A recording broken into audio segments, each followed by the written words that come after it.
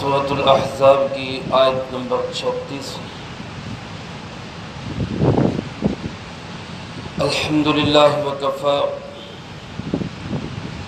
وسلام علی عبادہ الذین اصطفی خصوصا علی سید الرسل وخاتم الانبیاء وعلى آلہ واصحابہ الاتقیاء اما بعد فاعوذ باللہ من الشیطان الرجیم بسم اللہ الرحمن الرحیم وما كان لمؤمن ولا مؤمنة إذا قضى الله ورسوله أمرا أن يكون لهم الخيرة من أمرهم ومن يعص الله ورسوله فقد ضل ضلالا مبينا وما كان لمؤمن ولا مؤمنة، اور کسی ایمان والے مرد اور کسی ایمان والی عورت کو یہ حق حاصل نہیں اذا قضى اللہ ورسولہ امرا، کہ جب اللہ اور اس کے رسول صلی اللہ علیہ وسلم کسی معاملے کا فیصلہ کر دے، ان یکون لہم الخیرہ، تو ان کو اس میں کوئی اختیار ہو، من امرہم، ان کے معاملے میں، ومن یعص اللہ ورسولہ، اور جو کوئی نافرمانی کرے گا اللہ کی اور اس کے رسول صلی اللہ علیہ وسلم کی، فقد ضل ضلالا مبینا، یقیناً وہ کھلے طور پہ راستے سے بھٹک گیا۔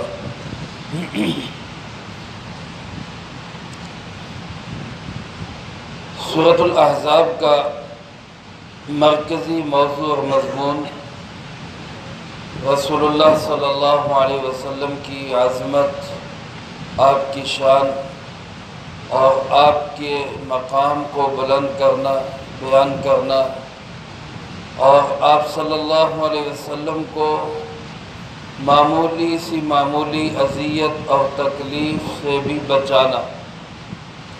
ہماری طرف سے رسول اللہ صلی اللہ علیہ وسلم کو ایک بال برابر بھی کوئی اذیت اور تکلیف نہ ہو، یہ اس سورۃ مبارکہ کا مرکزی موضوع اور مضمون ہے۔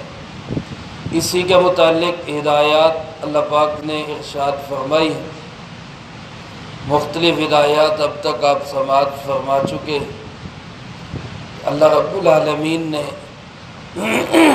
منافقین غزوہ خندق اور احزاب کے موقع پر جو اذیت ناک کردار تھا اس کو بھی بیان فرمایا اور اس کی مذمت کی۔ اس کے بعد ازواج مطہرات کی طرف سے خرچے میں وسعت کا مطالبہ، یہ بھی ایک رسول اللہ صلی اللہ علیہ وسلم کے لیے تکلیف دہ کام تھا، اللہ پاک نے اس کو بھی منع فرمایا اور ازواج مطہرات کو ان کا مقام بھی بتایا، ہدایات بھی ارشاد فرمائی۔ اور اس سے پہلے حضرت زید رضی اللہ تعالیٰ عنہ کی بات ہوئی، جن کو لوگ زید ابن محمد صلی اللہ علیہ وسلم کہا کرتے تھے، کیونکہ آقا دو عالم صلی اللہ علیہ وسلم نے ان کو اپنا بیٹا بنایا تھا، تو اللہ پاک نے اس سے بھی منع فرمایا کہ ایسے کسی کو بیٹا بنانے سے وہ بیٹا بن نہیں جاتا، لہذا ان کو ان کے والد کے نام کے ساتھ ہی پکارا جائے، کسی اور کا نام ساتھ نہ لگایا جائے۔ تو یہ اس قسم کے جتنے احکامات بیان ہوئے، ان تمام احکامات کا مقصد یہی ہے کہ کسی طرح سے بھی رسول اللہ صلی اللہ علیہ وسلم کو کوئی اذیت اور تکلیف نہیں ہونی چاہیے، آپ کی عظمت، آپ کی شان اور آپ کے مقام کا ہر وقت خیال رکھنا چاہیے۔ انہی احکامات کے ضمن میں ایک اور چیز بھی پیش آئی جس کے متعلق یہ آیت مبارکہ نازل فرمائی گئی، یہی حضرت زید رضی اللہ تعالیٰ عنہ جو رسول اللہ صلی اللہ علیہ وسلم کے غلام تھے، حضرت خدیجہ رضی اللہ تعالیٰ عنہ نے ان کو خریدا تھا۔ مکہ مکرمہ کی مشہور منڈی اور بازار عکاظ جو بازار مشہور بازار تھا، وہاں سے ان کو خریدا تھا، اور اصل میں یہ غلام نہیں تھے۔ ان کو ان کے علاقے سے کسی نے اغوا کر کے تو ان کو غلام بنا کے بیچ دیا۔ تو یوں یہ بکتے بکاتے مکہ مکرمہ میں پہنچے، وہاں حضرت خدیجہ رضی اللہ تعالیٰ عنہ نے خریدا، اور جب ان کی شادی رسول اللہ صلی اللہ علیہ وسلم سے ہوئی تو انہوں نے آپ صلی اللہ علیہ وسلم کو ہدیے کے طور پہ، تحفے کے طور پہ یہ غلام انہوں نے ہبہ کر دیا، گفٹ کر دیا۔ رسول اللہ صلی اللہ علیہ وسلم نے ان کو ان کی تربیت کی، چھوٹے نوعمر لڑکے تھے، آپ نے ان کو گھر میں رکھا، اخلاق بھی سکھائے، خدمت کا کام بھی سر انجام دیتے، یہاں تک کہ جب آپ کو اللہ پاک نے نبوت سے سرفراز فرمایا اور آپ نے اظہار نبوت فرمایا، تو جیسے مردوں میں سب سے پہلے ابو بکر رضی اللہ تعالیٰ عنہ نے کلمہ پڑھا، خواتین میں حضرت خدیجہ رضی اللہ تعالیٰ عنہ سب سے پہلے اسلام لائی، بچوں میں حضرت علی کرم اللہ وجہہ سب سے پہلے آپ کے ساتھی بنے، غلاموں میں سب سے پہلے آپ کا دامن تھامنے والے یہی حضرت زید رضی اللہ تعالیٰ عنہ۔ کسی طرح ان کے والد اور چچا کو پتہ چلا کہ ہمارا بچہ تو مکہ مکرمہ میں ہے، تو وہ ان کو لینے کے لیے آئے، آپ صلی اللہ علیہ وسلم سے ملاقات کی اور پیشکش کی کہ جی آپ نے جتنا مال اس پہ خرچ کیا ہے، خریدا ہے، یا آپ نے اس پہ خرچہ کیا ہے، وہ آپ ہم سے لے لیں اور یہ ہمارا بیٹا ہمیں واپس کر دیں، کیونکہ یہ غلام نہیں ہے، یہ ہمارا بیٹا ہے۔ رسول اللہ صلی اللہ علیہ وسلم تو اخلاق کریمانہ کے سب سے بلند مقام پر فائز تھے، آپ نے فرمایا کہ بھائی مجھے مال و دولت کی ضرورت نہیں ہے، آپ بچے سے پوچھ لیں، اگر وہ جانا چاہتا ہے تو میری طرف سے بغیر کسی مال کے بخوشی اجازت آپ لے جائیں۔ لیکن جب حضرت زید رضی اللہ تعالیٰ عنہ سے پوچھا گیا، باپ نے پوچھا، چچا نے پوچھا، تو حضرت زید رضی اللہ تعالیٰ عنہ عرض کرنے لگے، ابا جان میں ان حضرت محمد صلی اللہ علیہ وسلم کی غلامی میں ہی رہنا چاہتا ہوں، میں ان کو چھوڑ کے کہیں نہیں جانا چاہتا۔ آپ کے اخلاق کا اثر تھا، تربیت کا اثر تھا، محبت اور شفقت کا اثر تھا کہ حضرت زید رضی اللہ تعالیٰ عنہ نے باپ کو انکار کر دیا کہ میں ان کو نہیں چھوڑ سکتا۔ تو باپ نے کہا کہ بیٹا آپ غلامی کو ترجیح دے رہے ہو آزادی پر، آزاد زندگی ایک ہر بندے کو پسند ہے، اور آپ آزادی کو چھوڑ کے غلامی میں رہنا پسند کر رہے۔ تو ان کے جواب کا خلاصہ یہ تھا کہ حضرت محمد صلی اللہ علیہ وسلم کی غلامی پہ ہزاروں آزادیاں قربان، ہم ان کی غلامی میں رہنے کو پسند کرتے۔ آپ نے جب حضرت زید کا یہ جواب سنا تو آپ نے ان کو گلے سے لگایا، سر پہ ہاتھ پھیرا اور فرمایا آج کے بعد زید میرا غلام نہیں، زید میرا بیٹا۔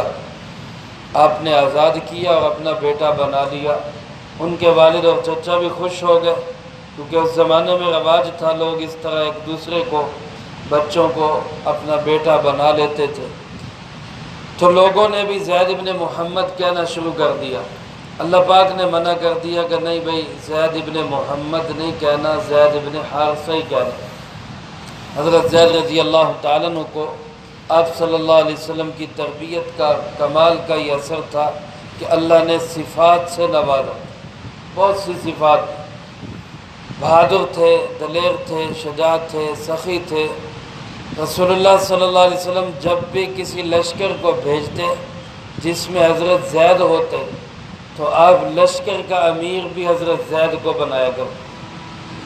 اندازہ کریں کہ رسول اللہ صلی اللہ علیہ وسلم نے جو آئے ہی رسم و رواج کے بتوں کو توڑنے کے لیے تھے۔ جو خود ساختہ ہمارے یہاں بت بنے ہوتے ہیں نا کہ یہ نہیں کرنا، وہ نہیں کرنا، اور یہ ضروری ہے، وہ ضروری ہے، جو رسمی چیزیں ہوتی ہیں، رسول اللہ صلی اللہ علیہ وسلم ان رواجی اور رسمی چیزوں کو ختم کرنے کے لیے آئے، توڑنے کے لیے آئے تھے۔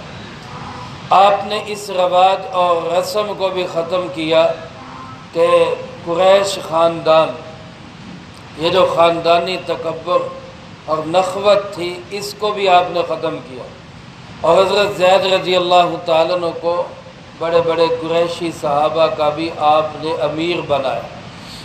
بعض اوقات حضرت عمر رضی اللہ تعالیٰ عنہ جیسے قریش کے خاندان کے بڑے لوگ لشکر میں ہوتے، لیکن آپ پھر بھی لشکر کا امیر حضرت زید کو بناتے۔ آخری عمر میں وفات سے چند دن پہلے آپ نے ایک لشکر روانہ کیا جس میں ابوبکر اور عمر بھی تھے، اور اس لشکر کا امیر انہی حضرت زید کے بیٹے حضرت اسامہ کو بنایا۔ یہ میرے دوستو دنیا جہان کے مساوات کے دعوے کرنے والے دیکھیں رسول اللہ صلی اللہ علیہ وسلم نے کس طرح غریب اور کمزور طبقات کو عزت اور احترام دیا۔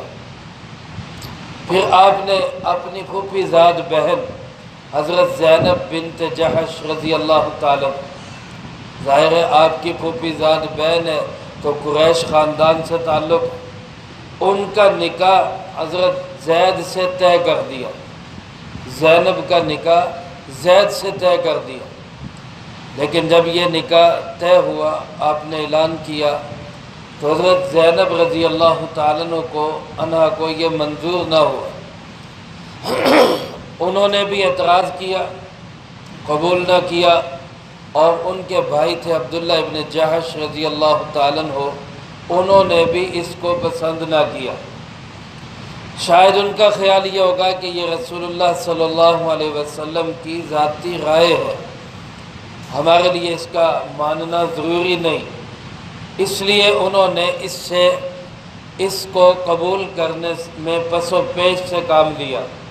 تو اللہ پاک نے یہ آیت مبارکہ نازل فرمائی کہ کسی ایمان والے کو، مرد کو، عورت کو یہ اختیار حاصل نہیں، یہ حق حاصل نہیں کہ جب اللہ اور اس کے رسول صلی اللہ علیہ وسلم کسی بات کا فیصلہ کر دے تو پھر اس کے بعد وہ یہ کہے جی ہمیں یہ قبول نہیں۔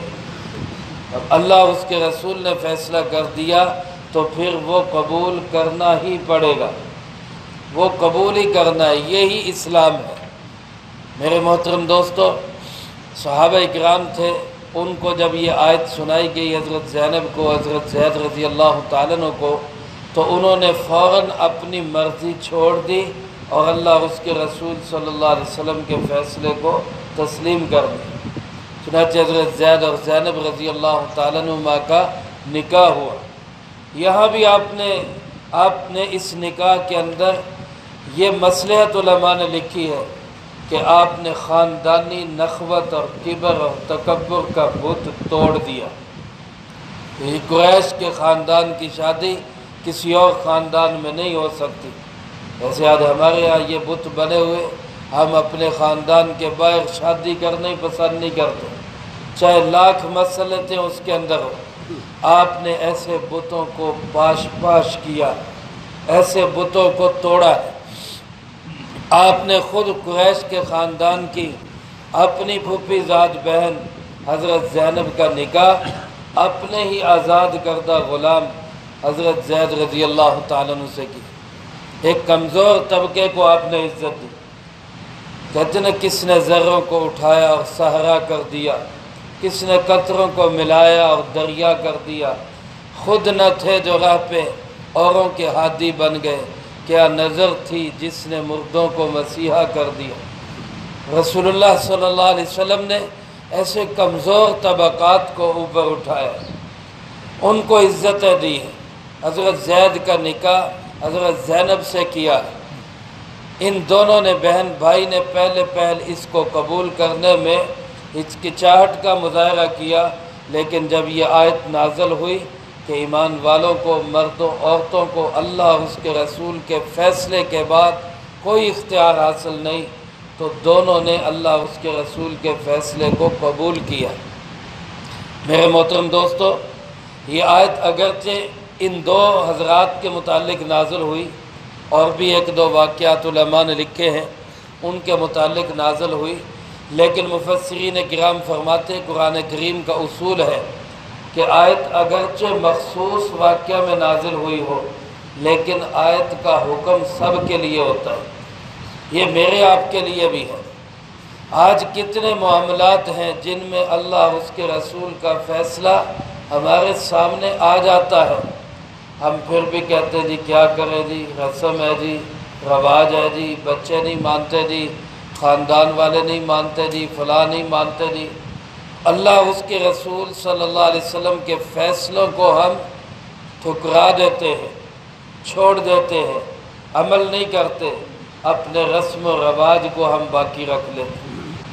غمی کے موقع پہ ہو، خوشی کے موقع پہ ہو، کتنی چیزیں ہیں، آج میں گنوانے لگ جاؤں تو بہت لمبی فہرست ہے، ہم خود جائزہ لے سکتے ہیں۔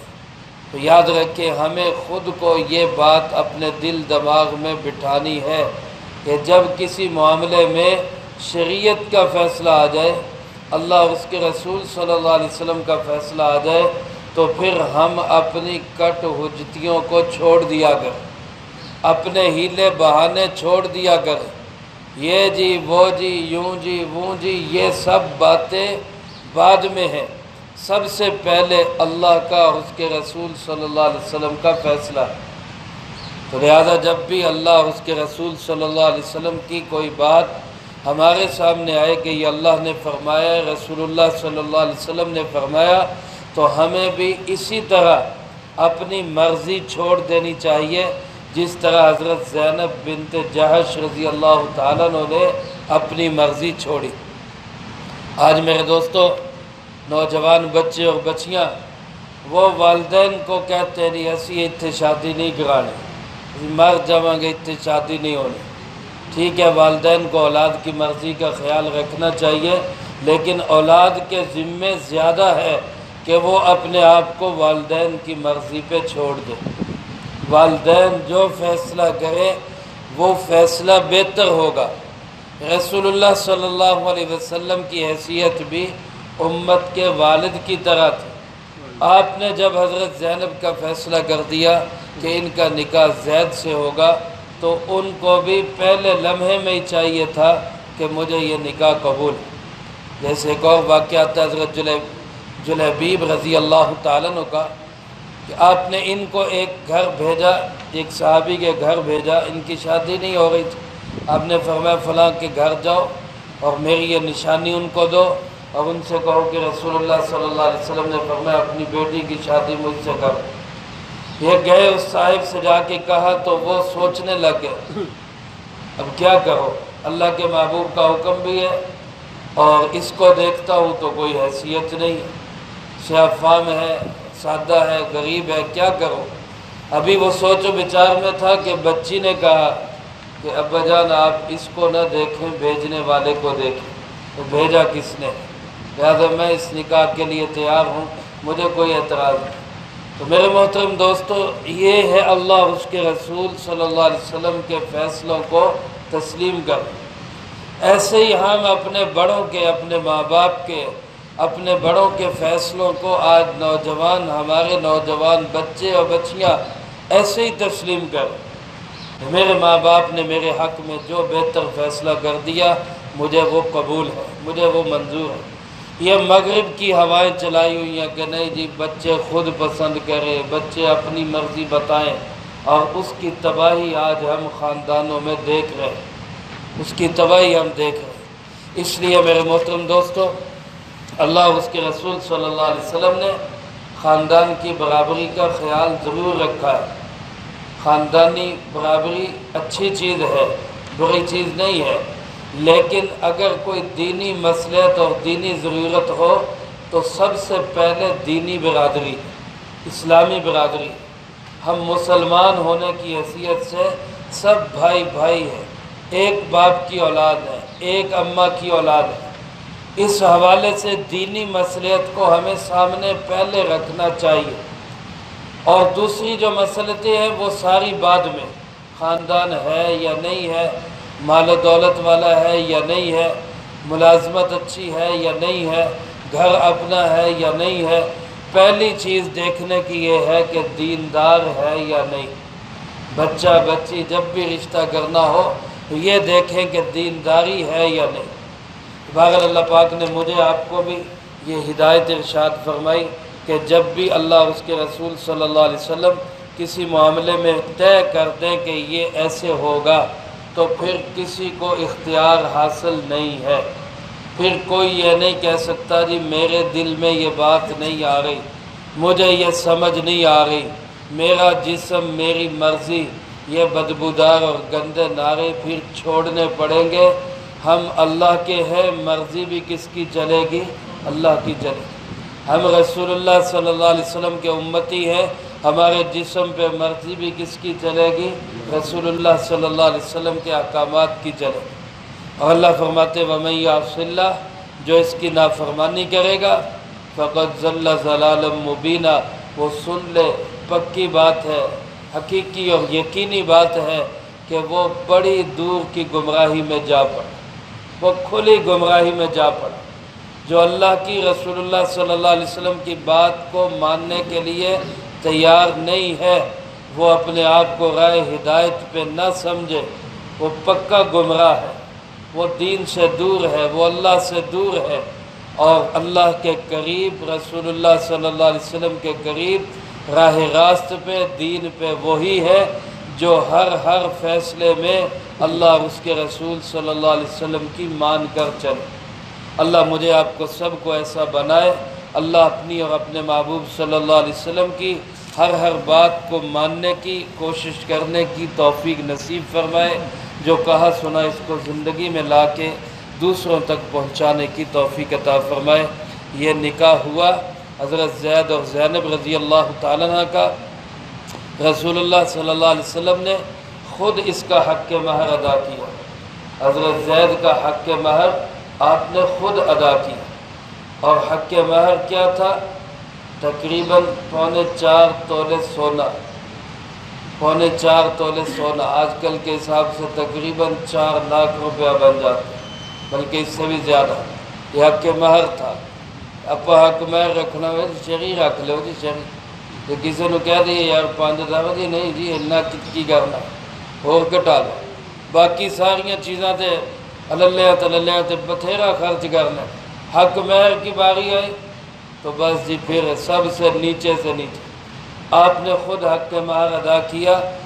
4.25 تولے سونا، 16.25 تولے چاندی، اور ایک سواری بھی دی، ایک سواری بھی دی۔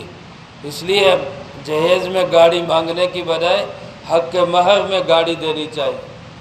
مطالبہ بچی والوں سے کرنے کی بجائے کہ جی گاڑی دے، موٹر سائیکل دے، خاوند کو چاہیے کہ وہ حق مہر کے اندر وہ خود گاڑی لے کے آئے کہ یہ حق مہر ہے گاڑی۔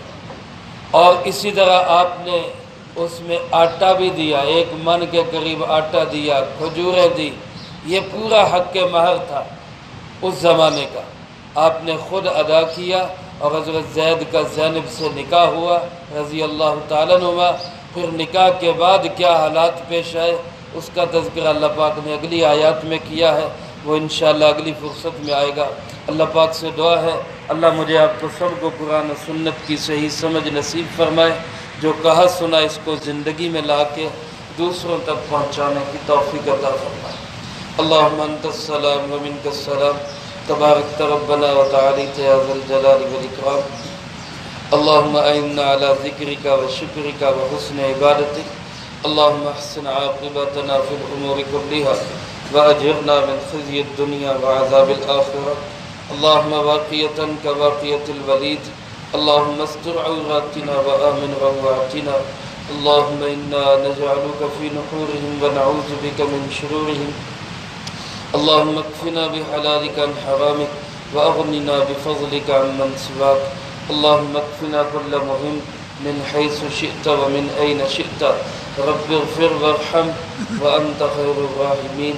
ربنا هب لنا من ازواجنا وذرياتنا قرة اعین واجعلنا للمتقين إماما ربنا تقبل منا إنك أنت السميع العليم تب علينا إنك أنت التواب الرحيم رب ارحمهما كما ربياني صغيرا وصلى الله على النبي الكريم وعلى آله وأصحابه أجمعين برحمتك يا أرحم الراحمين.